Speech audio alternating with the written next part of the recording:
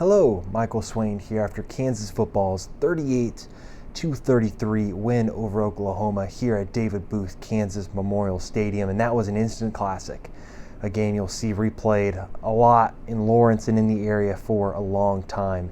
Kansas comes away with a huge win, KU's first win over a top 10 team in the regular season since 1995, and first win at home over a top 10 team since 1984. This is a huge win for Kansas. And look, the win over Texas in 2021 is great, but that Texas team did not finish with a very good record. This is an Oklahoma team that's number 6 in the country, a team that's playing well, and a team that could still go on to compete for the Big 12 title. Just a huge win and not a pretty performance, but KU did enough over the course of 4 quarters to win the game, and that's what matters at the end of the day. And I think in this conversation, we have to start with Jason Bean. I don't know if there's a more polarizing quarterback Kansas has had. It's been a long time, at least that I can remember. So much of this game for him was hot and cold. There were good plays, there were some atrocious plays, and I think for a good portion of that fourth quarter, all I could think about was the Oklahoma State game. Similar score, right? 32-27, and KU ends up blowing that late on because of 2 interceptions from Jason Bean. What happens today? Jason Bean throws 2 interceptions in the fourth quarter, and it looks like KU is on track to lose this game, in a game that KU probably should have won prior to those interceptions. Think about missed opportunities, the pooch kick, right, that they get the fumble recovery on, the missed field goal on that drive doesn't take care of points. And then the defense, unlike the Oklahoma State game, gets the big stop when they really need it. And after that, Jason Bean flushes everything else that had happened since 11 a.m. this morning and puts together a crucial game-winning drive that ends up putting him, again, this is back-to-back seasons where it's Bean that is putting KU into bowl eligibility. And I think you got to credit him for the resiliency, because he's flawed. He's not a perfect quarterback. KU was able to win today because of Jason Bean late on, and I think that's still a fact. Could KU have played better offensively if Jason Bean hadn't thrown the interceptions? Yes, of course, but at the end of the day, Kansas won this game, and it was a collective effort. I think the defense, you got to look at the numbers, right? Because if you look at the face value numbers, right, allowing over 440 yards of offense, 33 points, that doesn't look great. But then take into account, right, how many short fields did KU give them? 2, right? The Trevor Wilson muff kickoff, and then the interception from Bean. That's 2 short fields that they turned into touchdowns. Look at the broader part of the game. Oh boy, had a little interruption there. That's what happens when you can't go on the field to record because it's raining really bad outside right now. But what was I saying? Yes, the second half. Oklahoma had 6 drives, only 2 touchdowns scored, right? There's 2 punts forced, there's the fumble, and then KU obviously gets the stop at the end of the game. So the defense did its part. Even if, again, the point total doesn't look great, I think really the most crucial part of this game for the defense was how flat they came out after that lightning delay. And then you go back to the first quarter, right, and it's Mello Dotson getting a pick 6, a player that has not had a great season, coming up with a really big moment that helped kind of start the wheels turning for Kansas in this upset to happen. I think Lance Leipold talked about this post-game, where last year, this game, Oklahoma got off to such a hot start offensively that once that ball started to get rolling for them, they were really hard to stop. And in this game, that ball, it took a while for them to get rolling, and then it kind of happened after the lightning delay, but then it's halftime. And then, like I mentioned, right, Kansas comes out and plays well in the second half. So overall for KU, not perfect, not pretty, but to beat this Oklahoma team with the performance where you're looking up and down and saying, mistake here, mistake there, still some great plays and great performances sprinkled throughout.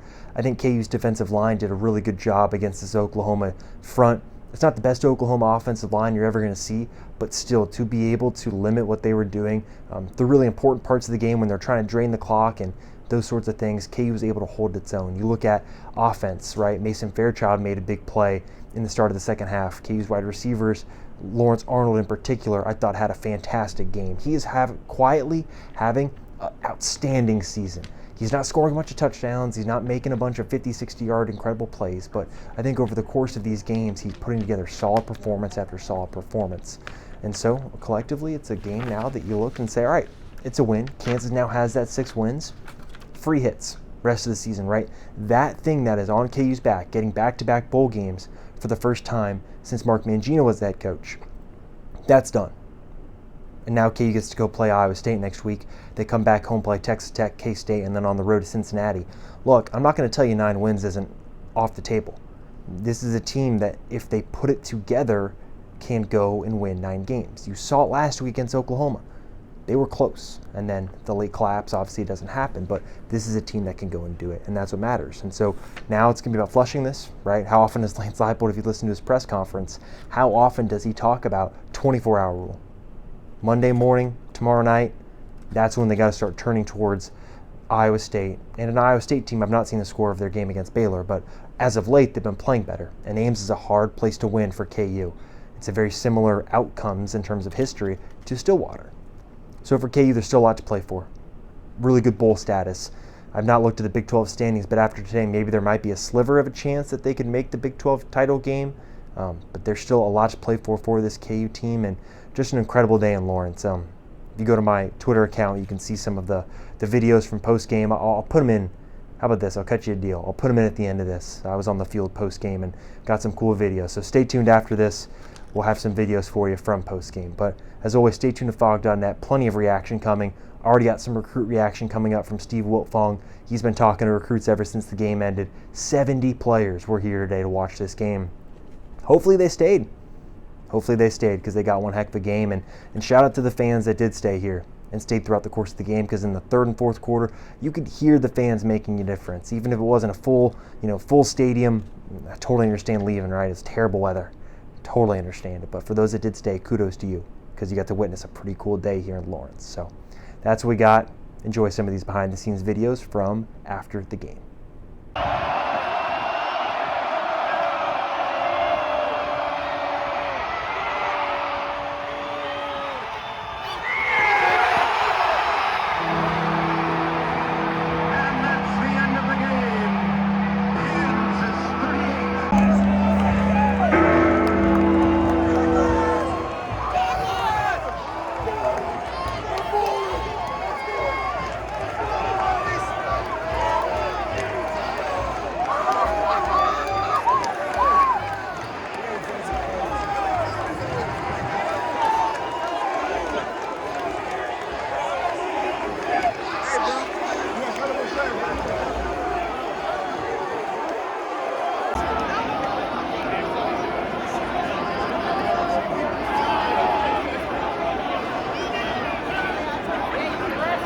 Fans, we do ask that you exit the field for your safety and the safety of others.